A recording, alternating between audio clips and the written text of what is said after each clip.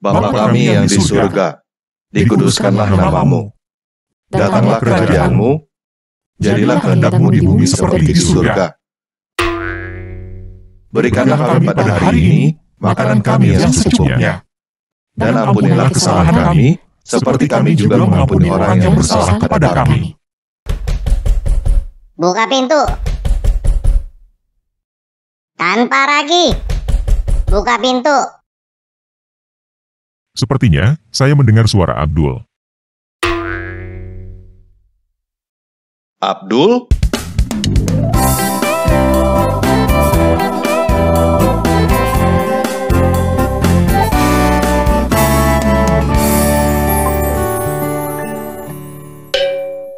Tanpa ragi, apa yang ente lakukan? Apa yang saya lakukan? Ente kumpul-kumpul dengan teman-teman lagi ngapain? Oh, kami sedang persekutuan doa. Kamu mau ikut, Dul? Ente tidak boleh kumpul-kumpul ibadah di sini. Hah? Kenapa nggak boleh, Dul? Karena rumah tidak boleh dijadikan tempat ibadah. Oh ya? Kata siapa? Kata Undang-Undang Nomor 26 Tahun 2007 tentang penataan ruang Pasal 70 Butir 1. Setiap orang yang memanfaatkan ruang tidak sesuai dengan izin pemanfaatan ruang dari pejabat yang berwenang sebagaimana dimaksud dalam Pasal 61 huruf B dipidana dengan pidana penjara paling lama 3 tahun dan denda paling banyak 500 juta rupiah. Pasal 61 huruf B, dalam penataan ruang, setiap orang wajib memanfaatkan ruang sesuai dengan izin pemanfaatan ruang dari pejabat yang berwenang. Penjelasan, memanfaatkan ruang sesuai dengan izin pemanfaatan ruang dimaksudkan sebagai kewajiban setiap orang untuk melaksanakan pemanfaatan ruang sesuai dengan fungsi ruang yang tercantum dalam izin pemanfaatan ruang. Coba baca yang benar, Dul. Di situ tidak ada larangan untuk beribadah di rumah. Pokoknya rumah tidak boleh dijadikan tempat ibadah. Emangnya kamu nggak pernah ibadah sholat dan baca Al-Quran di rumah kamu? Jangan disamakan. Ente beramai-ramai. Itu mengganggu ketenangan warga.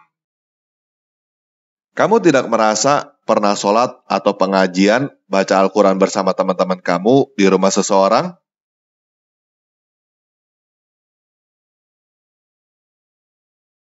Kami tidak pernah protes ketika kamu sholat atau pengajian bersama teman-teman kamu di rumah kamu. Kenapa kamu protes ketika kami berdoa, bernyanyi, dan membaca Alkitab di rumah kami?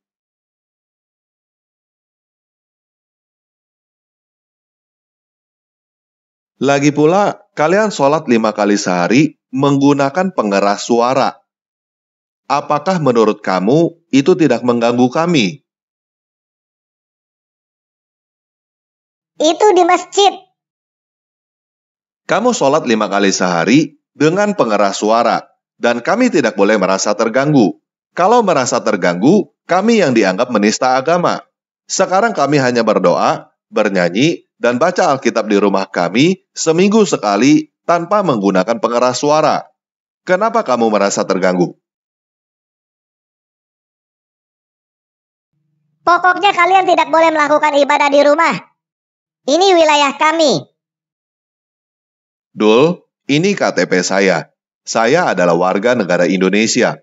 Dan ini adalah surat domisili saya. Saya adalah warga di sini.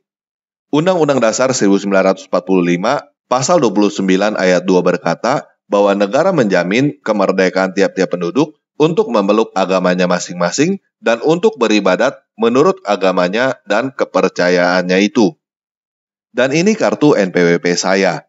Saya bayar pajak untuk mendanai biaya operasional pemerintah Indonesia. Kamu bayar pajak nggak? NPWP kamu mana? Aneh bayar pajak juga. Ya sudah. Berarti kita sama-sama warga. Ini bukan wilayah kamu. Ini wilayah kita.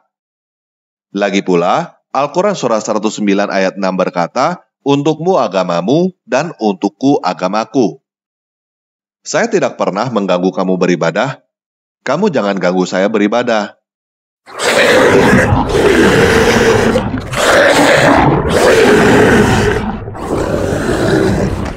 Pokoknya ente tidak boleh beribadah di sini. Kalau ente tidak mau berhenti, jangan salahkan Ane kalau ada apa-apa dengan ente. Dul, Kitab Undang-Undang Hukum Pidana terbaru yang disahkan pada tanggal 6 Desember 2022, pasal 305 butir 2 berkata, setiap orang yang dengan kekerasan atau ancaman kekerasan mengganggu, merintangi, atau membubarkan pertemuan keagamaan atau kepercayaan dipidana dengan pidana penjara paling lama 2 tahun atau pidana denda paling banyak kategori 3. Butir 3 berkata, setiap orang yang dengan kekerasan atau ancaman kekerasan mengganggu, merintangi, atau membubarkan orang yang sedang melaksanakan ibadah atau upacara keagamaan atau kepercayaan dipidana dengan pidana penjara paling lama 5 tahun atau pidana denda paling banyak kategori 4. Jadi, apa yang kamu lakukan sekarang ini adalah tindak kejahatan pidana yang diancam hukuman penjara atau denda.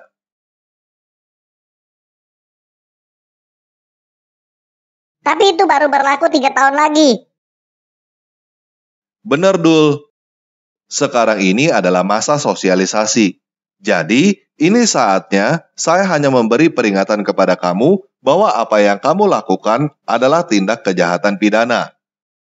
Oleh karena itu, saya hanya memberitahukan kamu supaya kamu berhenti mengganggu, merintangi, atau membubarkan pertemuan agama atau orang yang sedang melaksanakan ibadah. Jika hukum itu sudah diberlakukan, saya bisa langsung menghubungi pihak yang berwajib untuk memenjarakan kamu. Negara kita menjamin kemerdekaan setiap warga untuk memilih agama dan beribadah menurut agama masing-masing di dalam Undang-Undang Dasar 1945, dan persekutuan doa adalah bagian dari cara kami beribadah. Kami datang berkunjung ke rumah-rumah jemaat kami secara bergiliran untuk berkumpul dan berdoa. Kalau kamu mengganggu, merintangi, atau membubarkan pertemuan agama kami, atau ketika kami sedang melaksanakan ibadah, kamu melakukan pelanggaran hukum pidana dan kamu bisa dipenjara atas kejahatan yang kamu perbuat.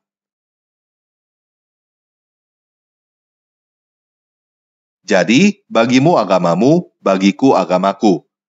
Kalau kamu dan teman-teman kamu tidak mau ikut persekutuan doa kami, kalian dipersilakan untuk pergi dan jangan mengganggu ibadah kami.